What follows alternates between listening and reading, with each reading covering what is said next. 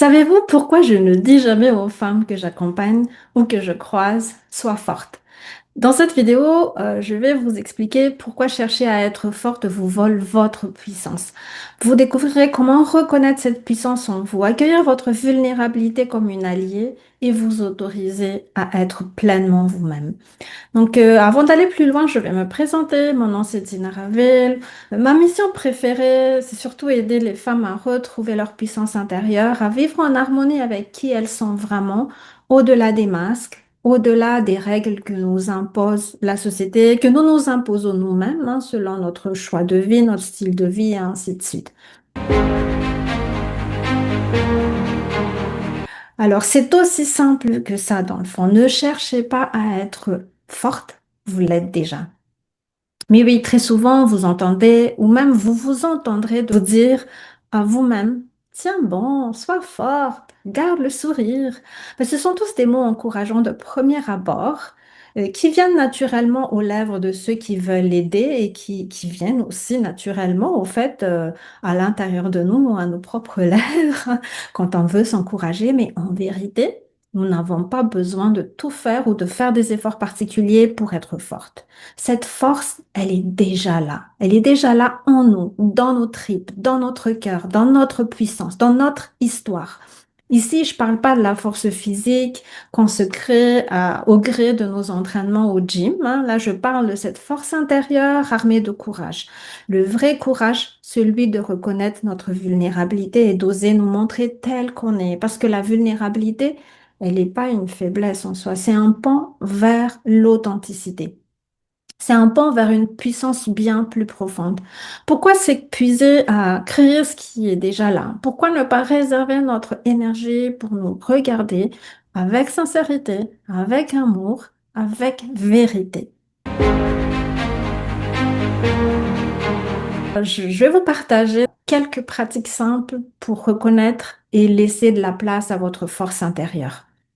La première pratique, c'est ce que j'appelle les victoires invisibles, au fait, hein, c'est de prendre un journal, notre journal habituel ou carrément créer un journal.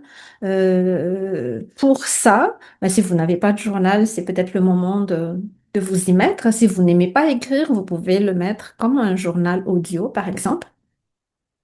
Et donc, dans ce journal, à chaque jour, notez une petite épreuve que vous avez déjà traversée, que ce soit une épreuve qui est là ou une épreuve du passé qui remonte, au fait, dans les souvenirs remontent. Notez-le, vous verrez combien votre résilience est déjà présente. Parce que habituellement, les épreuves qui sont déjà dans le passé, ben, on les a déjà surpassées. Permettez-vous de regarder ces victoires invisibles-là. La deuxième pratique, c'est ce que j'appelle le mantra d'ancrage. C'est d'aller choisir un mantra, au fait, qui vient de vous rappeler votre force. Je vous en propose un, là, que j'ai utilisé pendant longtemps, en fait, dans mes rituels au quotidien, là, c'est de nous répéter intérieurement, ma force est innée, ma vulnérabilité est ma vérité.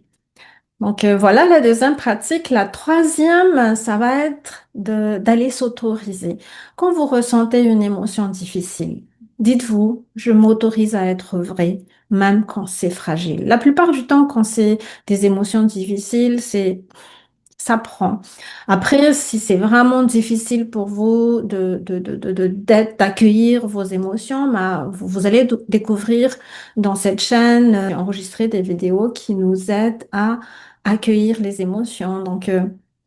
Si vous arrivez à accueillir, si vous arrivez vraiment à vous retirer, prendre le recul, permettez-vous de vous autoriser à vivre une émotion qui est présente. La quatrième pratique, je dirais, c'est une pratique un peu plus, je veux dire, ça peut faire rire un peu de le faire, là, mais ça vaut la peine de l'essayer, ce que j'appelle le miroir de la puissance. Le miroir de puissance, c'est au fait aller vous mettre devant le miroir, soutenir votre regard et vous rappeler. que tout ce que vous avez vécu vous a rendu encore plus forte et plus aimante aujourd'hui. Donc, on peut le faire. Donc, là, je vais comme le faire comme si je suis devant le miroir. Tout ce que j'ai vécu m'a rendue encore plus forte et plus aimante. Et que ça ne reste pas que des mots. En fait, on peut aller chercher, peut-être même aller voyager un peu dans notre passé pour dire, mais qu'est-ce que j'ai pu vivre et qui m'a rendue forte? Puis aller toucher ce petit quelque chose-là qu'on a déjà vécu, ça vient ramener vraiment la fondation, l'ancrage de ce qu'on a déjà planté dans nos vies. Après ça, cinquième et dernière pratique que je propose dans cette vidéo, on s'entend qu'il y en a encore plein d'autres hein, qu'on peut se créer, qu'on peut mettre en place, qui nous parlent, qui nous alignent. Moi, je vous en présente cinq. Vous pouvez en créer d'autres. Je vous encourage d'ailleurs. La cinquième, c'est la respiration de l'authenticité. Donc là, c'est vraiment d'aller inspirer profondément en vous disant, j'accueille qui je suis, puis expirer doucement en vous disant, je n'ai rien à prouver. Bah, tout ça, c'est des suggestions. Vous pouvez choisir vos propres phrases, vous pouvez choisir vos propres mots. C'est vraiment libre à prendre. Moi, j'indique juste des astuces qui aident, qui m'ont aidé moi et qui, je sais, ont aidé certains de mes clients. Donc, vous êtes libre de voir. Alors, être forte à tout prix n'est pas la clé. C'est certainement pas la clé. Autorisez-vous à être vous-même pleinement avec vos forces, avec vos fragilités. Votre puissance féminine se nourrit de ces deux-là, de vos forces et de vos fragilités. Elle s'éveille et se révèle quand vous osez être vrai, être vous-même. Si ce message résonne pour vous, cliquez sur j'aime, abonnez-vous à la chaîne si vous êtes sur YouTube, abonnez-vous sur ma page si vous êtes sur les réseaux sociaux. Abonnez-vous pour découvrir plein d'autres inspirations. Et si vous voulez aller plus loin, ne pas vous contenter uniquement de croire en vous, mais avancer de manière concrète malgré les peurs qui peuvent vous hanter, j'ai créé un guide gratuit que j'ai nommé 5 étapes faciles pour passer de la peur à l'action, en fait, parce que dedans, je vous accompagne pas à pas, en douceur, dans le respect de vous-même. Vous pouvez passer de votre peur vers une action simple et concrète sans vous forcer ou vous imposer des efforts éprouvants. Vous pouvez télécharger le guide dès maintenant.